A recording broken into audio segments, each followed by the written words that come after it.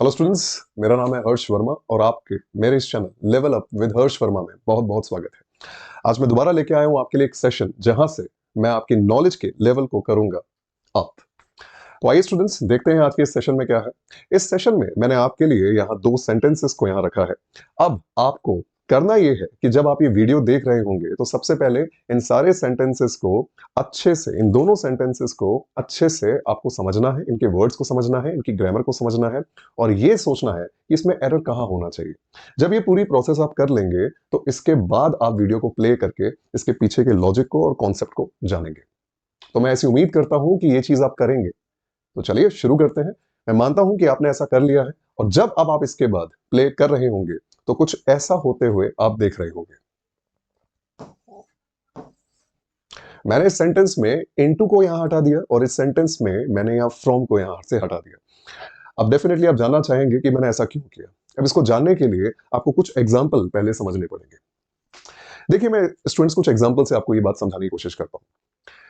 जैसे मान लीजिए कि मैंने एक एग्जाम दिया, उस एग्जाम में मेरे कुछ मार्क्स आए। मैम ने मेरे मार्क्स चेक किए, टीचर ने मेरे मार्क्स चेक किए और कहा, अरे इतने नंबर कम कैसे आए। तो उन्होंने मेरे मार्क्स को देखा और मेरे मार्क्स को देखने के बाद उन्होंने कहा कि बहुत लो आए हैं। तो फिर मैंने उनसे कहा कि मैम, लो मार्क्स मेरे इसीलिए आए हैं क्योंकि मैं काफी समय से बीमार था। तो मैंने उनको कहा कि मैं बीमार था। इसके बाद मैंने खूब मेहनत करी, मेरे फाइनल एग्जाम्स आए, उसमें मैंने उसी सब्जेक्ट में सबसे ज्यादा मार्क्स हासिल किए। मतलब मेरे मार्क्स क्या हो गए, हाई हो गए। अब जब मेरे मार्क्स हाई हो गए तो मैम ने मेरे मार्क्स देखने के बाद कहा, लगता है कि तुमने खूब मेहनत की है। मैम ने कहा, लगता है कि तुमने खूब मेहनत की है। मैम के कॉम्प्लीमेंट से मैं काफी खुश हो गया। फाइनल एग्जाम्स ओवर हुए, छुट्टियां हो गई। अब मेरे पास पढ़ने के लिए कुछ भी नहीं है, अब सिर्फ खेलना है और खाना है। इसीलिए मैंने ज्यादा ध्यान खेलने से ज्यादा खाने पर दिया। मैंने बहुत सारा खाना खाया, बहुत खाया, ईटिंग टू मच। और खाना खाने के बाद कुछ समय के बाद फिर मेरे पेट में होने लगा दर्द। मैंने यहां लिखा स्टमक पेन। मैंने इन तीनों एग्जाम्पल से आपको कुछ कुछ पॉइंट्स यहां लिख करके दिए हैं। अब इसका मतलब क्या है, इसका कनेक्शन किससे है, यही आप जानना चाहेंगे। इन तीनों एग्जाम्पल्स का जो कनेक्शन है वो कनेक्शन है इन से, रिजल्ट फ्रॉम से और रिजल्ट इनटू से।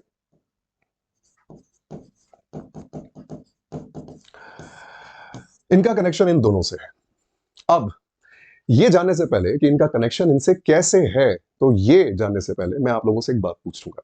अगर मैं आपसे कहूं कि स्टूडेंट्स मुझे बताइए कि ये रिजल्ट क्या है, तो हम सेंटेंस पर पीछे चलते हैं तो आप देखेंगे कि यहाँ एक्सीडेंट्स जो है ये हमारा सब्जेक्ट है और सब्जेक्ट के हिसाब से जो रिजल्ट है ये हमारी मेन वर्ब है। यूजुअली आपका एडवर्ब है।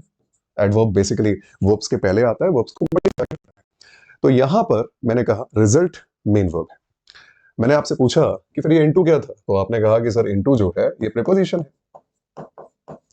फिर मैंने कहा कि इस सेंटेंस में सब्जेक्ट कौन सा है, आपने कहा साइक्लोन है। तो साइक्लोन है तो हैज क्या है, ये आपने कहा कि सर ये तो हेल्पिंग वर्ब है। हेल्पिंग वर्ब है तो इसकी मेन वर्ब यहाँ पर रिजल्टेड है, दैट इज V3, वर्ब की थर्ड फॉर्म।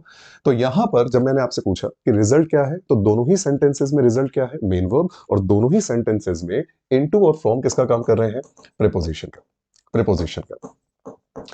इसका मतलब ये होता है सेंटेंस में हर एक वर्ड किसी ना किसी पार्ट्स ऑफ स्पीच को इंडिकेट करता है। कोई वर्ड एडजेक्टिव होता है, कोई वर्ड वर्ब होता है, कोई वर्ड मेन वर्ब होती है, कोई वर्ड हेल्पिंग वर्ब होती है। तो अब मैं आपसे ये पूछना चाहता हूं स्टूडेंट्स कि रिजल्ट को आपने कहा वर्ब, फ्रॉम को आपने कहा प्रीपोजिशन, इन दोनों को मिलाकर आप क्या कहना चाहेंगे। तो आप कहेंगे सर मिला के क्या बोले सर, बोल तो दिया वर्ब एंड प्रीपोजिशन। मैंने कहा नहीं, जब किसी वर्ब के साथ, जब किसी वर्ब के साथ आप किसी प्रीपोजिशन को जोड़ देते हैं ना, तो आप इसे कुछ और कहते हैं, इन्हें आप वर्ब नहीं कहते। ऐसे में आप इन्हें कहते हैं दैट इज फ्रेजल वर्ब्स। क्या कहते हैं स्टूडेंट्स, फ्रेजल वर्ब्स। तो रिजल्ट फ्रॉम और रिजल्ट इनटू सेंटेंस में एरर क्यों है, ये जानने से पहले आपको ये जानना बहुत जरूरी है कि ये फ्रेजल वर्ब्स क्या होती है। क्योंकि फ्रेजल वर्ब्स का बहुत इंपॉर्टेंट रोल होता है हर एग्जाम में, हर वनडे एग्जाम में। और जो गलतियां बच्चों से सबसे ज्यादा होती हैं, मैं आपको बता दूं कि वो वर्ब से ज्यादा फ्रेजल वर्ब्स में होती है। वो गलतियां क्यों होती हैं, क्या रीजन है, फ्रेजल वर्ब्स क्या है, आइए इसको समझते हैं सबसे पहले। तो स्टूडेंट्स, हम चर्चा करने जा रहे हैं अभी फ्रेजल वर्ब्स पर कि ये फ्रेजल वर्ब्स क्या होती है।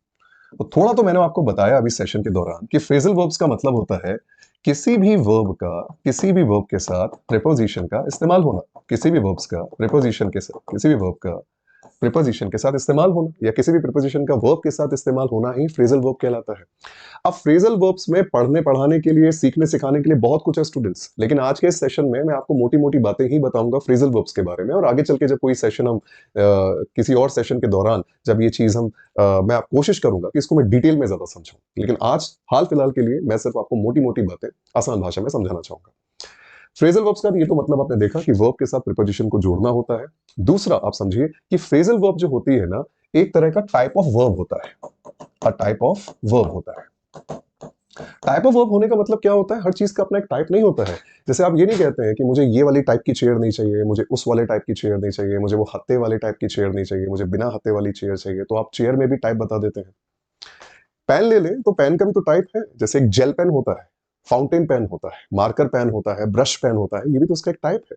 ऐसे ही वर्ब्स की भी कैटेगरी होती है, वर्ब्स के भी टाइप होते हैं, जैसे मेन वर्ब होना, हेल्पिंग वर्ब होना, ट्रांजिटिव वर्ब होना, इंट्रांजिटिव वर्ब होना, वैसे ही फ्रेजल वर्ब होना। तो ये एक वर्ब का टाइप है। तो ये है जनरल बातें फ्रेजल वर्ब के बारे में। अब स्टूडेंट्स अगली बात आप मेरी समझिएगा, जब भी हम कोई वर्ब लिखते हैं, जैसे मैंने एक वर्ब लिखा लुक, अब जैसे मैंने जब ये वर्ब लुक लिखा, तो लुक को देखते ही आपने इसका मीनिंग बता दिया मुझे कि लुक मतलब होता है देखना।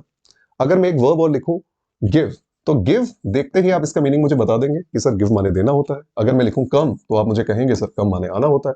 मतलब ये जैसा लिखे हैं वैसा ही इनका मीनिंग है, इनकी फेस वैल्यू के हिसाब से इनका मीनिंग होता है। लेकिन फ्रेजल वर्ब में ऐसा नहीं होता है। जैसे में एक कॉमन सी फ्रेजल वर्ब है जो आम तौर पर आप बोलने में काफी इस्तेमाल करते हैं ना, कुछ फ्रेजल वर्ब्स तो ऐसी हैं जो आप कब बोल जाते हैं आपको पता भी नहीं चलता है, लेकिन आप कभी ये नहीं सोचते हैं कि हमारे मुंह से ये फ्रेजल वर्ब निकली है, ऐसा कोई नहीं सोचता है। लेकिन आम तौर per day to day life में जब आप ऐसी फ्रेजल वर्ब्स बोलते हैं, उनमें से मैं कुछ फ्रेजल वर्ब्स आपके सामने रखता हूं। जैसे आप ये कहते नहीं है लोगों से, "ए, उठ जाओ, गेट अप"। एक टीचर नहीं कहेगा बच्चों से, उठ जाइए, गेट अप, हे महेश गेट अप, उठो और इसका जवाब दो मुझे। कई बार आपके दोस्त नहीं कहते, अरे जल्दी उठ मेरे मैनेजर आ गए यार, अरे गेट अप मैनेजर आ गए। तो कई बार आप आम तौर पर ऐसे वर्ड्स बोलते हैं ना, ऐसी फ्रेजल वर्ब्स बोलते हैं ना, गेट अप। अब यहां पर आप डिफरेंस को देखिएगा, यहां पर डिफरेंस देखिए लुक में और गेट अप में। ये भी वर्ब है और ये भी वर्ब है, लेकिन ये फ्रेजल वर्ब है। फ्रेजल वर्ब क्यों है, इसमें अंतर देखिए। जैसा आप देख रहे हैं वैसा ही इसका मीनिंग है, लेकिन अगर आप अलग अलग मीनिंग पता करें, तो गेट का मीनिंग होता है प्राप्त करना, और अप का मतलब होता है ऊपर। लेकिन जब आप इन दोनों को जोड़ेंगे तो इसका मतलब होता है अपने पैरों पर खड़े हो जाना, दैट इज गेट अप। जैसे मान के चलिए कि आप बैठे हुए हैं और कोई कहे कि खड़े हो जाओ, दैट इज गेट अप। अगर आप लेटे हुए हैं, कोई कहता है खड़े हो जाओ, दैट इज गेट अप। या लेट करके बैठ जाओ, दैट इज गेट अप। अपने पैरों पर खड़े हो जाओ, दैट इज गेट अप। तो इसका मतलब होता है to stand up, to stand up after sitting और लाइंग। आप लेटे हुए थे और खड़े हो गए, दैट इज गेट अप। बैठे हुए थे, खड़े हो गए, दैट इज गेट अप। इसका मतलब अपने पैरों पर खड़े हो जाने के लिए भी आप गेट अप का इस्तेमाल करते हैं। तो आपने ये देखा कि गेट का अपना मीनिंग क्या था, प्राप्त करना। अप का मतलब क्या है, ऊपर की ओर। लेकिन जब इन दोनों को जोड़ा तो इसका मीनिंग कुछ और ही निकल के आया। नेक्स्ट एक एग्जांपल मैं आपको और देता हूं। जैसे कई बार अपनी जब मान के चलिए आपको प्लेन से कहीं जाना है, तो कई बार जब आपका प्लेन अपने टाइम पर जब नहीं उड़ता है, तो आप वहाँ मैनेजमेंट में किसी से पूछते हैं, सर क्या हुआ सर, कब उड़ेगा ये प्लेन। तो वो मैनेजमेंट में कहते हैं कि सर आप चिंता मत करिए, प्लेन अभी 20 मिनट के अंदर टेक ऑफ करेगा, the plane will take off in 20 minutes. तो बताइए आमतौर पर आप टेक ऑफ बोलते हैं कि नहीं बोलते हैं। तो जब ये टेक ऑफ आप बोलते हैं, तो इसे टेक ऑफ का मतलब होता है उड़ना, बिगिन टू फ्लाई। लेकिन अगर हम इसके अलग अलग मीनिंग को देखें, अलग अलग अगर मीनिंग को देखें, तो टेक और ऑफ में अलग अलग अगर मीनिंग को देखें, तो टेक माने होता है कुछ लेना या कुछ प्राप्त करना, और ऑफ का मतलब होता है किसी भी चीज को बंद कर देना या एक चीज का दूसरी चीज से दूर होना। बंद करने का मतलब जैसे आप कहते हैं ना, switch off the fan, switch off the TV, तो यहां पर आप ऑफ बोलते हैं ना, तो ऑफ का मतलब क्या होता है, बंद करना। My college is of the road, इसका मतलब मेरा जो कॉलेज है वो रोड से उस तरफ है। तो ऑफ का अपना अलग मीनिंग है, टेक का अपना अलग मीनिंग है, लेकिन जैसे ही मैंने इसको जोड़ा तो इसका मीनिंग क्या निकला, इसका मीनिंग निकला begin to fly, begin to fly. एक और देखिए, मान के चलिए मेरी शर्ट गीली हो गई, तो किसने मुझसे कहा अरे भाई शर्ट उतार दो अपनी, इतनी ठंड है, ऐसी गीली शर्ट पहनोगे तो ठंड लग जाएगी, just take off your shirt. मैंने क्लास में कैप लगा रखी थी, मेरे टीचर को पसंद नहीं आया कि मैंने कैप लगा रखी है, तो मेरे टीचर ने मुझसे कहा ये क्या है, ये कैप उतारो अपनी, just take off your cap. मैं बैग पहन के ही बैठ गया, तो मेरे टीचर ने मुझसे कहा कि बेटा इतना लोड लेके क्यों बैठे हो, आराम से बैठो। तो उन्होंने कहा just take off your bag. इसका मतलब ये है कि अपनी बॉडी पर से आपको कोई भी चीज हटानी होती है, जैसे शर्ट हटानी है, सर पे से आपको कैप हटानी है, कंधे पर से बैग हटाना है, रिमूव करना है, तो टेक ऑफ का मतलब होता है टू रिमूव करना, टू रिमूव। इसका मतलब कपड़े हो, बैग हो, आपके शरीर पर कोई भी चीज है जिसे आप हटाना चाहते हैं तो उसके लिए बोलते हैं टेक ऑफ। तो ये एक मीनिंग और है टेक ऑफ का। और देखिए आप डे टू डे लाइफ में क्या बोलते हैं, जैसे मैं आपको बताता हूँ, कई बार आप ऐसे नहीं कहते हैं, जैसे मान लीजिए कि मैं अपनी क्लास में पहुंचा तो कुछ बच्चे आपस में बातचीत कर रहे थे, तो मुझे देख के थोड़ा डरे और अपनी बातचीत को बंद कर दिया। तो चूंकि वो थोड़ा सा शांत रहे और हड़बड़ाए नहीं, क्योंकि उनका एग्जाम शुरू होने वाला है, तो मैंने उनसे कहा कोई बात नहीं, एग्जाम शुरू होने में भी देर है, you guys carry on, you guys carry on. एक और एग्जांपल देखिए, मैं मैनेजर हूं, मैं अपने ऑफिस में पहुंचा, देखा कि मेरे ऑफिस में कुछ एम्प्लॉइज हैं, वो काम करने के बजाय खाना खा रहे थे और मुझे देखते एकदम डर गए। तो उन्होंने खाना खाना रोक के काम करना शुरू किया। तो फिर मैंने उनसे ये कहा, अरे कोई बात नहीं, पहले खाना खा लो, खाना जरूरी है, खाना खाओ फिर काम कर लेना, यू गाइज कैरी ऑन। खाना खाना जारी रखो, बात करना जारी रखो। तो आमतौर पर आपने कैरी ऑन खुद भी बोला होगा या आपने मैम से भी सुना होगा। तो मैंने यहां लिखा कैरी ऑन। अब कैरी का अपना मतलब क्या है, लाना ले जाना, ऑन का मतलब होता है पर, लेकिन जब हम इन दोनों को जोड़ देते हैं तो उसका मीनिंग कुछ और निकल के आता है, that is continue doing something, to continue doing something. इसका मतलब किसी भी चीज को, कोई भी काम को जारी रखिए, करते रहिए, ये होता है कैरी ऑन। अब ये तीन एग्जांपल से मैंने आपको ये समझाने की कोशिश की है स्टूडेंट्स, कि जो मेन वर्ब्स होती हैं उनका अपना एक फेस वैल्यू पर उनकी एक मीनिंग होती है, जैसी वो दिखती हैं वैसे उनका मीनिंग होता है। लेकिन फ्रेजल वर्ब्स में जब वर्ब के साथ आप प्रीपोजिशन को जोड़ते हैं तो इनका अपना अपना मीनिंग नहीं होता है, ये दोनों मिलकर के एक न्यू मीनिंग बनाते हैं। तो फ्रेजल वर्ब्स में जब वर्ब के साथ प्रीपोजिशन को आप जोड़ देते हैं तो ये क्या बनाते हैं, ये न्यू मीनिंग बनाते हैं। तो ये है फ्रेजल वर्ब्स। अब इनमें आने वाले चैलेंजेस की हम बात करते हैं स्टूडेंट्स। चैलेंज क्या होता है स्टूडेंट्स, चैलेंज ये रहता है कि जैसे मान लीजिए मैंने लिखा लुक, मैंने एक मेन वर्ब यहां पर लिखी।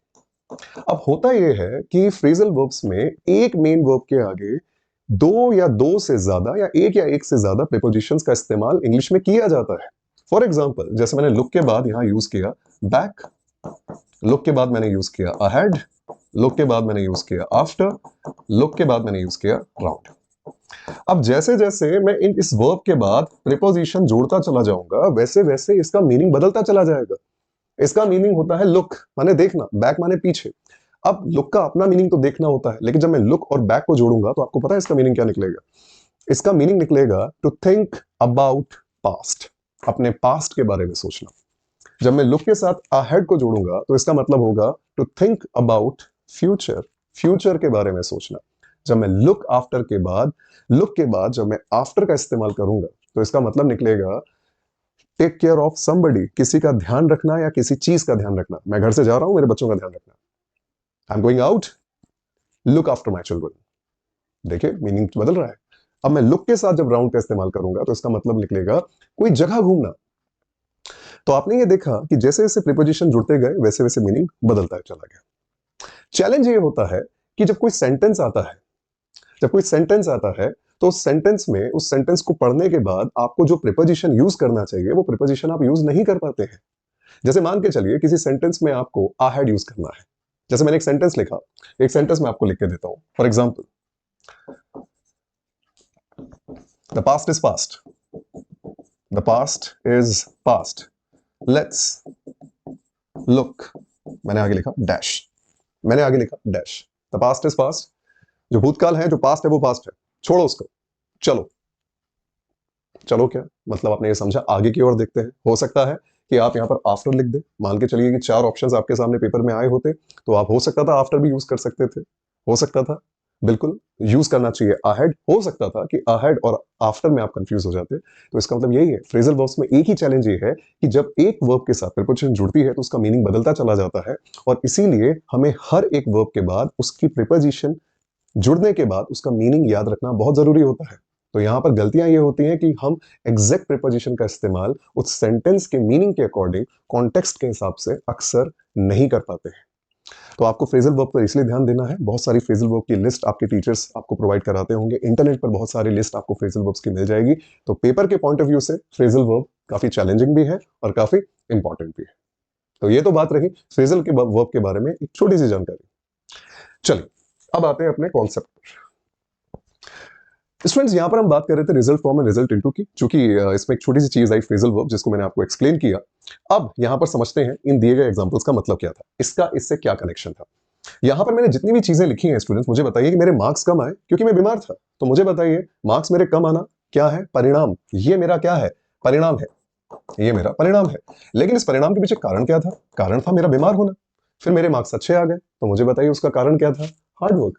मेरे पेट में बहुत दर्द हुआ, इसका कारण क्या था, मैंने बहुत सारा खाना खा लिया। इसका मतलब परिणाम को आप कहते हैं रिजल्ट, इसको आप कहते हैं इफेक्ट, या आप कहते हैं आउटकम। आउटकम। तो हर आउटकम के पीछे एक कॉज होता है या नहीं होता है, बिल्कुल होता है, एक कारण होता है, एक रीजन होता है। तो हर एक आउटकम के पीछे एक रीजन होता है। मार्क्स कम आने के पीछे बीमार पड़ना रीजन है, मार्क्स अच्छे आने के पीछे हार्डवर्क एक रीजन है, पेट दर्द के पीछे खाना खाना एक रीजन है, एक कॉज है। अब यहां से आपको कनेक्ट करना है इसे। अब स्टूडेंट्स आप रिजल्ट फ्रॉम इस फ्रेजल वर्ब का इस्तेमाल तब करते हैं जब आपको इसके आगे क्या बताना हो, इसके आगे आपको बताना हो कॉज। और रिजल्ट इनटू का इस्तेमाल आप करते हैं जब आपको इसके आगे बताना हो इसका इफेक्ट या रिजल्ट। रिजल्ट बताना हो या आउटकम बताना हो या इफेक्ट बताना हो। तो जब आपको इफेक्ट बताना है तो आप यूज करेंगे रिजल्ट इनटू, और जब आपको कॉज बताना है तो आप यूज करेंगे रिजल्ट फ्रॉम। इसका मतलब अगर कॉज रिजल्ट फ्रॉम के बाद आ रहा है तो डेफिनेटली इसके पहले क्या आना चाहिए, इसके पहले आना चाहिए इसका इफेक्ट, इसका आउटकम। और अगर रिजल्ट पहले आ रहा है, रिजल्ट इनटू के बाद आउटकम आ रहा है, तो इसके पहले यहां पर क्या रहेगा, यहां रहेगा कॉज। लिख देता हूं, जगह नहीं है मेरे पास, तो यहां रहेगा कॉज। तो ये था इन दोनों के बीच में अंतर, result from and result into. और मैंने आपसे भी कहा भी था कि फ्रेजल वर्ब में यही एक चैलेंज है कि हमें वर्ब के बाद वो प्रिपोजिशन जो आनी चाहिए उसकी जगह हम कुछ की कुछ प्रिपोजिशन लगाकर आ जाते हैं। और कई बार तो ऐसा भी होता है कि फ्रेजल वर्ब्स में उस वर्ब के आगे जो प्रिपोजिशन लिखी हुई है वो सही है या नहीं, यही हमें पता नहीं होता है। इसलिए फ्रेजल वर्ब्स थोड़ी खतरनाक भी है और थोड़ी चैलेंजिंग भी है, ज्यादा चैलेंजिंग है, ज्यादा खतरनाक है। देखिएगा, चलिए प्रैक्टिस करते हैं अब रिजल्ट फ्रॉम और रिजल्ट इन। चूंकि मैंने इतना बता दिया है तो एक छोटा सा टेस्ट तो बनता ही है स्टूडेंट्स। तो दोबारा आपको क्या ये काम करना है, दोबारा से आपको पॉज करना है। पॉज करने के बाद अपने आंसर्स आपको यहां देने हैं। आपको बताना है कि रिजल्ट के बाद फ्रॉम आएगा, रिजल्ट के बाद इन आएगा, या रिजल्ट के बाद क्या आएगा। तो जब पॉज करने के बाद प्ले करेंगे तो आप देख रहे होंगे कि मैं इन्हें एक्सप्लेन कर रहा हूं। तो चलिए इन्हें थोड़ा समझाते हैं और समझते हैं। His difficulty in walking, childhood illness. अब यहां मुझे बताइए कि उसको चलने में बड़ी दिक्कत आती है, और यहां कहा जा रहा है बचपन की कोई बीमारी है। तो मुझे बताइए बचपन की बीमारी कारण है या रिजल्ट है। ऑब्वियस सी बात है, अगर किसी व्यक्ति को चलने में दिक्कत आ रही है तो ये उसका इफेक्ट है। और ये इफेक्ट क्यों आया, ये इफेक्ट आया इस कॉज की वजह से। और अगर ये कॉज है तो आप जानते हैं कि रिजल्ट फ्रॉम के बाद क्या आता है, कॉज आता है। तो यहां पर आप यूज करेंगे from. Next sentence, all these things will ultimately result dash losing weight. ये सारी चीजें आपकी मदद करेंगी आपका वेट कम करने में। अब मुझे बताइए आपका वेट कम हुआ किन की वजह से, इन चीजों की वजह से। अगर ये चीजें नहीं होती तो वेट भी कम नहीं होता। इसका मतलब अगर आपका वेट कम हो रहा है तो उसके पीछे कोई ना कोई कारण है। इसका मतलब वेट कम होना एक प्रकार का इफेक्ट है, आउटकम है। और अगर ये इफेक्ट है तो ये जो पार्ट आप देख रहे हैं ऑल दीज थिंग्स, ये क्या होगा, ये कॉज होगा। तो मुझे बताइए इफेक्ट किसके बाद आता है, रिजल्ट इन या इनटू के बाद। इन और इनटू दोनों ही आते हैं, इनको आप प्रीफरेंस दे सकते हैं। यहां आएगा रिजल्ट इन।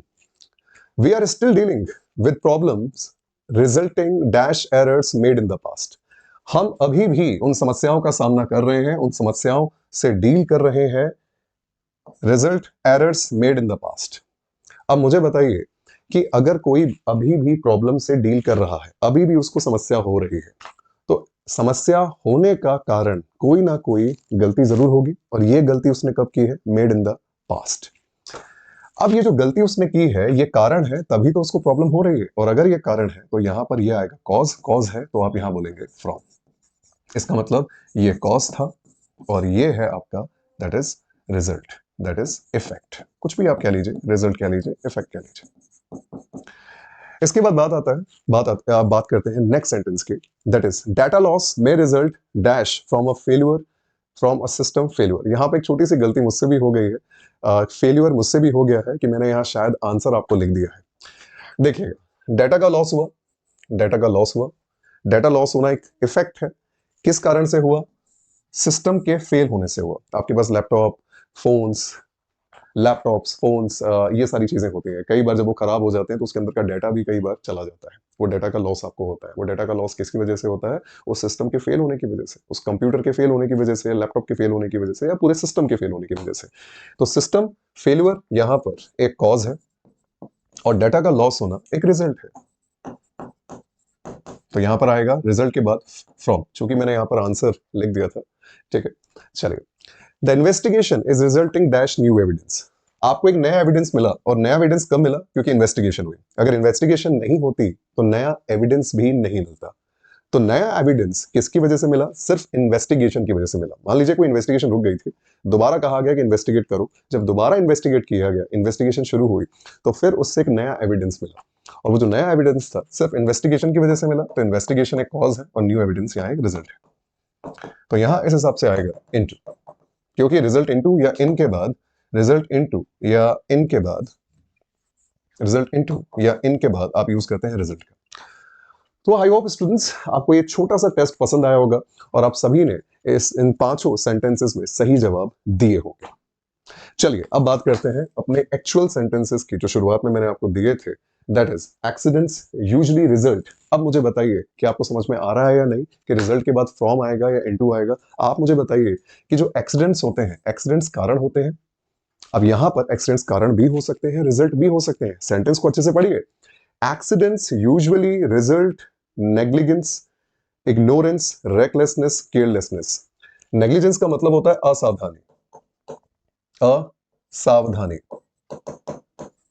इग्नोरेंस का मतलब होता है अज्ञानता, और रेकलेसनेस का मतलब होता है लापरवाही।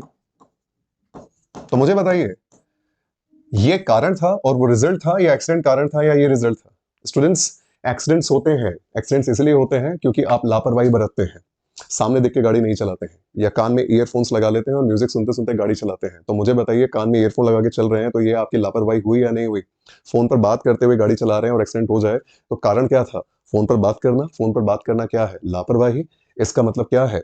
असावधानी और लापरवाही की वजह से एक्सीडेंट्स हुए। तो ये जो पार्ट है ये दिखा रहा है कॉज को, और ये जो पार्ट है ये दिखा रहा है रिजल्ट को। तो आपको पता है कॉज किसके बाद आता है? रिजल्ट फ्रॉम के बाद आता है। तो यहां पर आप रिजल्ट इनटू की जगह यूज करेंगे result from. Next sentence, the cyclone has resulted from many thousands of death. अब मुझे बताइए, डेथ्स हुई, ये डेथ का कारण क्या था? आपके मुंह से ऑटोमेटिकली निकलेगा कि सर ये जो चक्रवात, ये बवंडर या तूफान, कुछ भी कह लीजिए, ये जो साइक्लोन आया इसकी वजह से बहुत सारी मौतें हुई। तो बहुत सारी मौतें होना ये रिजल्ट को दिखाता है, ये इफेक्ट को दिखाता है। और साइक्लोन किसको दिखाएगा? साइक्लोन क्या है आपका? ये कॉज है। तो फिर रिजल्ट से पहले क्या आता है? इनटू। तो यहां पर आप फ्रॉम की जगह यूज करेंगे इनटू। सो स्टूडेंट्स, ये थी रिजल्ट फ्रॉम और रिजल्ट इनटू की कहानी। ये था इनके पीछे का कॉन्सेप्ट। मैं उम्मीद करता हूं स्टूडेंट्स आपको मेरा ये सेशन जरूर पसंद आया होगा, और आपका बहुत बहुत धन्यवाद मेरे इस सेशन के साथ जुड़े रहने के लिए, मेरे इस वीडियो को देखने के लिए। Thank you so much. जय हिंद।